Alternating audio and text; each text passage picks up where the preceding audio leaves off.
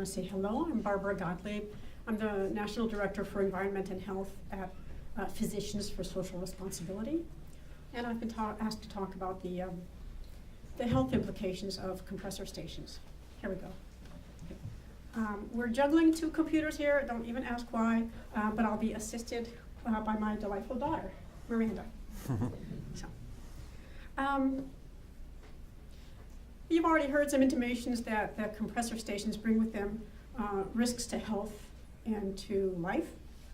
I would just like to remind us before we start focusing on compressor stations that compressor stations don't come alone. I mean, allow me to state the obvious. You have compressor stations because you have pipelines. You have pipelines because you have fracking. We're part of a whole series of very serious threats to the environment, to health, and to life that are all part of a package deal. And they share some, although not all, of the same health hazards. Next slide. So pipelines, of course, carry methane gas, but that's not all they carry. They also carry other substances that you really don't want to have coming into your home with your methane gas for your stove or for your furnace, or coming into your community with your compressor station. One of the most dangerous of these are the so-called volatile organic compounds, or VOCs. These are really dangerous air toxics. We've heard reference to fumes, and we've heard reference to soot, and we've heard reference to people having headaches. That's barely the edge of the iceberg. There's a quartet of 4 volatile organic compounds that occur together so often that they're known by their 4 initials, BTEX, or the BTEX complex. B is for benzene. It's a known carcinogen. It causes cancer, and there is no safe level of exposure. Let me say that again. There is no safe level of exposure that is known. Toluene may cause birth defects. Ethylbenzene, the E in the quartet. Long-term exposure may result in blood disorders. Xylene may affect the nervous system. So we're talking about things that go really to the basic body organ systems and threaten us with cancer and other serious diseases. And compressor stations leak these dangerous gases into the atmosphere, potentially endangering the people who live nearby. VOCs, these volatile organic compounds, besides being dangerous in and of themselves, also combine with other air pollutants to form ground level ozone, or smog. Smog is the most widespread air pollutant in the United States. Hardly exists yet in beautiful Buckingham County, but this is what a compressor station would bring. And it can cause permanent lung damage. It can trigger asthma attacks, aggravate other chronic lung diseases, and aggravate pre-existing heart diseases. So as you see, rather a lot more than headaches. These illnesses are particularly dangerous to people with asthma, to the elderly, and to the young. Please raise your hand if you know anybody in any of these categories. Next slide. Oh. It just went rogue. Okay, well, I'm going to keep talking while she looks for the slide on radon, because that's another dangerous gas that, there you go, right there, you got it. That comes with the package deal that comes with methane. Radon, as you probably know, it's a gas. It occurs naturally in the ground, especially in many parts of Virginia. And it's radioactive. That's why you get your basement tested to see if you have radon in the basement. I actually didn't know this until I started learning more about compressor stations, that radon is the leading cause of cancer among non-smokers in our country, and the second leading cause of lung cancer among smokers. It causes 21,000 lung cancer deaths per year nationwide, according to the EPA. And so the natural gas, which would come through either of these two, the ACP or the Mountain Valley pipelines, is likely to carry radon because the whole Marcellus Shale is extracted from ground that contains radon, and then the radon comes out of the wells with the methane.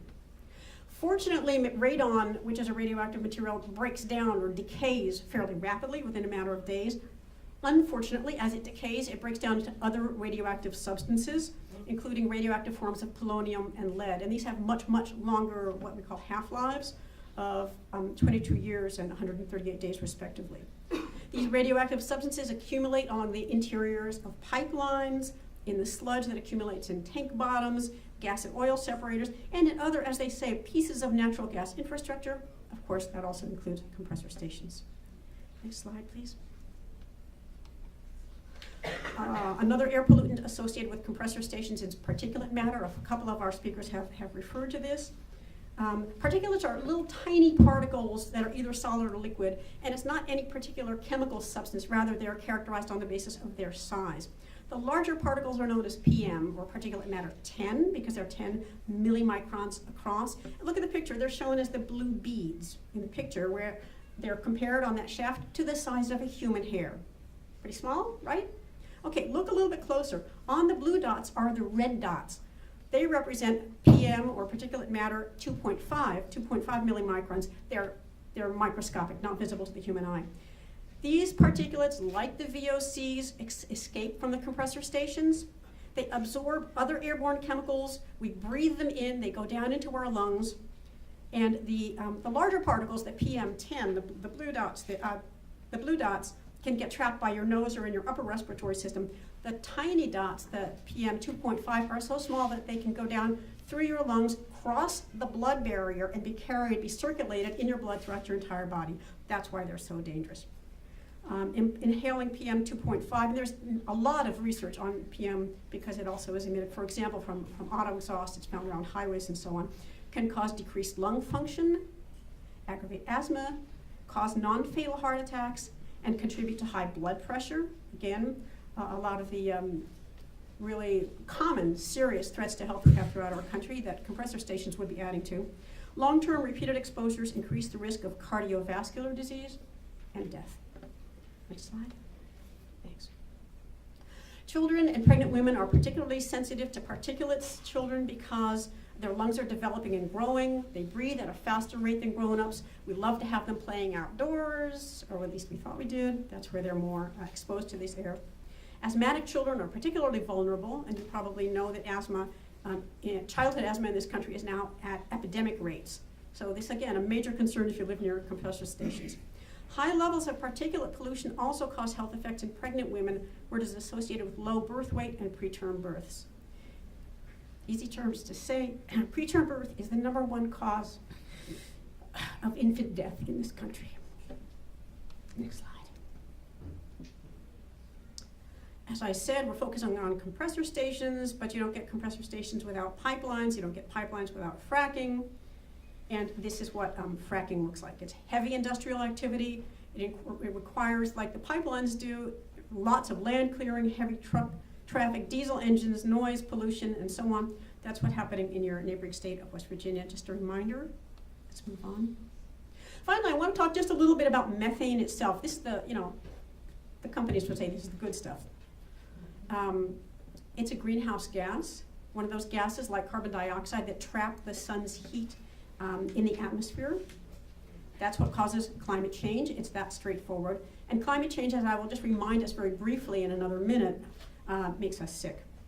Methane, or natural gas, is a highly potent greenhouse gas. It's over its first 20 years in the atmosphere, it is 86 times more powerful at trapping heat than is carbon dioxide. That makes it really hard to keep world temperatures livable, meaning that this is not a threat just to Buckingham County or Roanoke County or Virginia or the United States. This is a global threat. And here's the problem. Methane leaks throughout frack gas operations, from the frack gas wells themselves, through the pipelines, through the compressor stations, and even from the pipes that bring, if you have a gas stove or gas heating, as I have in my home, it leaks from the pipes that bring the gas to your home. All these leaks contribute to climate change at exactly the time when we need to be reducing our greenhouse gas emissions if we're to cut catastrophic climate change. Next slide. Just real quickly, I wanted to remind us visually, what does climate change look like? Look, guys, here's Houston, Texas this year. Next slide. Here's California this year. Next slide. Climate change contributes to more frequent and more intense storms, which means more floods, more erosion, more sewage contamination, the spread of disease carriers like mosquitoes. Next slide. In other parts of the United States, the same climate change is contributing to droughts. Welcome to Charlottesville. Which can severely impact crop production. increase the presence of that dangerous particulate matter in the air, and also increase the formation of ozone, which forms in the presence of sunlight and heat. And heat, although we don't necessarily recognize it all that often, is one of the most dangerous effects of climate change. Thank you very much.